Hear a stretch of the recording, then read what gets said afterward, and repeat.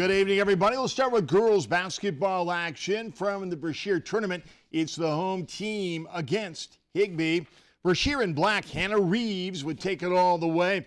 Brashear played most of the game with only 4 players after Avery Acton injured her ankle late in the first quarter. Even so, the Tigers pushed the pace. Alexa Higgins is hammered, but the ball would drop. But Higbee would get the win. The final tonight was 75-36. In other high school basketball action, it's the Ottumwa boys against 4th-ranked Mount Pleasant. First half action, Ottumwa in white. Jaquan Bridges finds Andrew Curran. He scores to make it 9-4. It was short-lived. Mount Pleasant would score on the turnover. That made it 22-11. On the next possession, Jordan Magnani drains the three-pointer. That's a 19-point lead. Final seconds of the half, Kane Brumbaugh gets the buzzer beater again. That cut the lead to 11, but it was all Mount Pleasant in the second half. The Panthers would win it 76-32. The Ottumwa girls beat Mount Pleasant 38-35. The Bulldogs have now won 5 in a row. Both Kirksville basketball teams will travel to Moberly tomorrow night. The boys might have played their best game of the year against the Spartans back in December. They're a good team. Yeah, they're still one of the top teams in our conference. We came focused and ready, and we played a really good ball game the other night.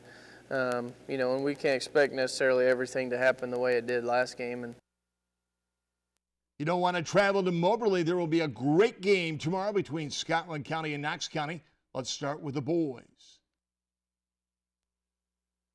The team that executes the best and the team that's the most aggressive, because both teams are good. So what are you going to do extra maybe to get yourself ahead? The first 5 seconds of the offense, and it might be something you have to work for 15 or seconds or more. But the longer the possessions, the more likely they are to break down defensively, and you can score. But by the same token, you got to be able to take that initial ball defense and be able to hold the ball for 15 to 20 seconds without turning it over and giving them easy offense. In the girls' game, Scotland County thinks his home court and experience will be a big advantage. You know how the crowd's going to be. They know how the officiating's going to go. Just kind of have a heads up on how it's going to be and the emotions that's going to come with it. We know what sort of effort it's going to take, and I just hope that some of that relationship these girls have over the past few years gives us a little motivation to come out and play hard. In college basketball, number 23 Indian Hills did not get much time to enjoy Saturday's win.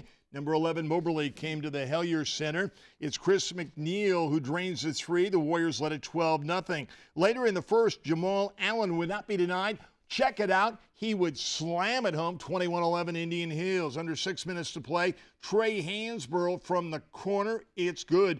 The Warriors led it by double figures for the rest of the game. They would win it 82-67. The Truman State men remain in the thick of the GLVC West race after beating St. Joseph's on Saturday.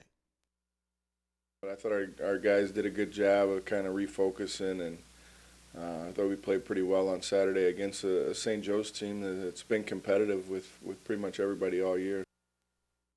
The Truman State women are tied for 4th in the GLVC West with 5 games left to play. I'm sure Coach Amy Egan wants to win all 5, but I'm sure she would take 3. The Kirksville Wrestlers will compete in district Saturday. The Tigers' experience will be key when they hit the mats in St. Charles. I've been there last year, and it was pretty competitive. I'm pretty sure I got second last year, but I'm going to keep working harder so I can get first this year. Seeing your competition that you're going to have at districts is really good because you know what you're going to be going into already. The Truman State Wrestlers will be home tomorrow night. They will host Missouri Valley at 7. Teresa's up next with final weather. Stay with us.